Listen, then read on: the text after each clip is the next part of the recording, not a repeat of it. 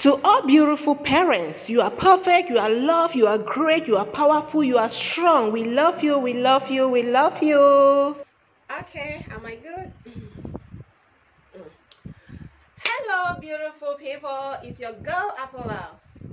How are you guys doing out there? Hope everyone is doing great, happy, healthy, and hopeful. Today, we are going to be talking about parents. It is a very sensitive, broad, important topic. I mean, very important. It is a must talk. It is a heads up. It is an eye opener for us lovely parents. But before we start the video, I want to send my love to my returning subscribers, to my new subscribers, and to all those who are still to subscribe. Your girl is always there to welcome you. Hit that subscribe button and the notification bell to keep in touch with me anytime I upload a new video. Also remember to show some love. You know how we do it here. Click the like button and the comment to always feel free to tell me when you agree or disagree. We are here to teach and learn, give and take at the same time. So without any further talking, let's jump into the video. Mistakes parents do. I am a parent, a great one, but you know, I fail sometimes, and I am not ashamed to say I am a great parent. I fall, I rise, I learn. Parents are the most precious gift to everybody. Your parents love you more than anybody. Your parents are the only people who want you to be better than them. Any other person is. So we hold our parents to very high esteem. Our parents are our first love. They are human and sometimes they may fall. And when they fall and we see it, we just need to pick them up and dust them. Or us parents ourselves, we pick up ourselves and dust ourselves and move on. That is life. So the very first mistake that most parents do is fighting and arguing in front of their children. We fight, we argue, we insult, we call names, we belittle our spouses in front of our children. That is very wrong. I mean, it is a no, no, no. As a parent, I know it's not easy. But behold, let me be frank and truthful. I grew up and got married. I never saw my parents argue, insult, or fight. They have been a role model through our lives. So splendid, and I thank them for that attitude. I thank them for showing us that behavior. That is a good example we parents we need to copy. Don't fight in front of your children. Fighting in front of your children tells them that it is all right to disrespect people. It is all right to call people names. It is all right to insult people you love and even the ones you don't love. So let's not do that. It is a no, no, no. The second mistake that most of us parents do is that we don't give attention to good behaviors. When our children clean the house, when they wash their shoes, they wash their clothes, they wash dishes, we don't give them attention. How many parents will come and say, oh, baby, give me a hug. Oh, your shoes are so clean, even when you know they are not clean. You did a great job. Your socks is sparkling, even when you know his or her tiny hands can do better than what you just did. We are always ready to slap, to scold at them when they do something wrong. We always pay attention on the wrong things they do. We never pay attention on the right things they do. We think it is an obligation for them to do something right. But behold, if they do the right things and we don't celebrate them, how will they know that they did something right? Something that pleases mom and dad. They only notice when they do something wrong. So let's learn to appreciate them. Let's pay attention to those little things that our children are doing that are good. We encourage them, we cheer them up, we tell them, encourage them to do more good things. Let them be of good behavior. When a child knows that when I see an elderly person on the way and I give a helping hand and I tell my mom and my dad, they will praise me. If I'm in the bus or in the train and I see an older person standing and I offer the person my seat, my parents will praise me for that. That child will always look for something good to do in order to get those praises. Let's not only pay attention on their wrongs. Let's pay attention on the right things that they are doing. Next point. Us parents not being a role model to our children. Parents not being a role model. What do I mean by this? Everything you do in the house, your children are watching, they are hearing, no matter how tender they are. When you talk to your children, hey, you have to see your neighbor and greet. When you see mommy this man, you have to help her, you have to greet, you have to be of good behavior. But the next second you see that neighbor, you don't greet. The next second you sit in your houses, the entire thing you say with your spouse is blaspheming about your neighbor, gossiping about your neighbor, calling your neighbor names, this, that, that. Are you a role model? Let's change. We can do better. That's why we are parents. Okay? The fourth point is allowing poor habits to develop. We allow children to develop some poor habits that in due time we won't be able to manage it. We won't be able to manage it. We love our children so much that we give them a pass to everything because we want to show them that we love them. We want to gain their love. That is being selfish. You are doing it for your own self, not for that child. If you love your child, be straight on them. Let them know that my mom is doing this because they love me. Don't come and meet a child watching TV, watching movie all day and say, oh, my boy, it's better to stay indoor than going outside. That is how they are going to grow up. Don't let them develop bad habits. Don't encourage bad habits. Call them to attention.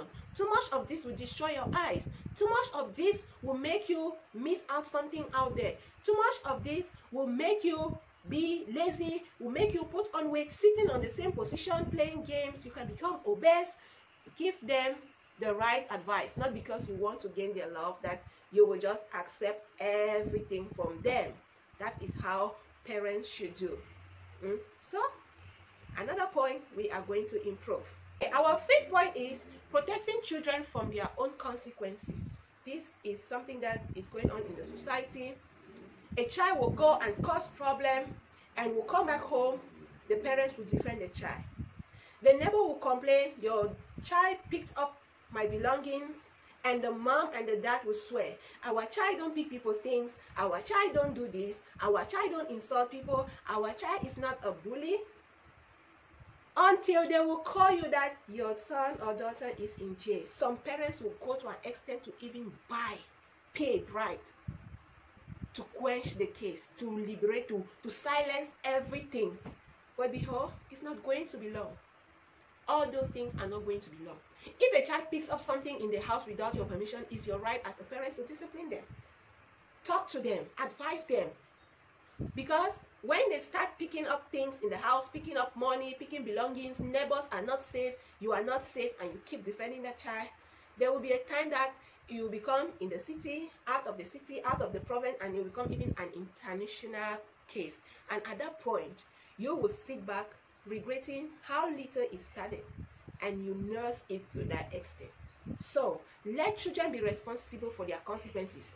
If you do something bad, you will work the punishment. I don't care what that punishment is. If it means being in jail for a year, you are going to be in jail for a year. So start teaching children that everything they do, right or wrong, comes with consequences, so that whenever they are doing something, they will reason before they do, not doing it before reasoning it. So that's it. The very next point is not taking care of themselves. Parents don't take care of themselves anymore. We parents, when we have 1, 2, 3, we leave everything flying. This one is this way, this one is this way. Your hair you can't do. You can't make nails. You can't even take care of yourself anymore. Everything is about children, children, children, children, children. The father cannot even dress anymore. You can't buy a pair of shoes for yourself. You can't buy a pair of shirt. Everything is children, children, children. And you just leave yourself loose. because you have children. It's okay to take care of your children, but it's not okay to forget yourself. Take care of your children and take care of yourself. If you are not comfortable in yourself, how can your child be comfortable? Some children are even shy to present their parents out there. It's not their fault. Why should you leave yourself and you tell me, oh, it's because of you I'm suffering, it's because of me you can't fix your hair, it's because of me you can't clean up, it's because of me you can't, like, seriously? Parents, we can do better. They're not saying that you should be living a luxurious life. There are basic things we can do to look bright, smart, and comfortable for our children. Make our children comfortable too when they are among other people, parents, and their own parent calm down, like, oops, my dad is around, my mom is around. Don't throw yourself. Don't just, those children have a life to live. They will grow up tomorrow and they will live their life. So you don't need to pause your own life. Do everything you can do for your children. Love them, provide them with their needs. But don't forget yourself. Parents, never you forget yourself. Take care of yourself. If you're healthy, a healthy parent, healthy children. A miserable parent, miserable children. So, 50-50. Let's do it. The 7th point is not reading to our younger children. Oh, I missed this. I think I need to start again. Reading to children, telling children stories, help the children to be still, help the children to compose themselves, help the children to reason out of the box, help the children to be calm for maybe 10 minutes or 15 minutes, no matter how long the story or the story you are reading. This gives you connection with your child. This is something that the TV cannot do for us. This is something that the outside cannot do for us. The world is so busy that children are so busy they don't even have time to focus for 10 minutes.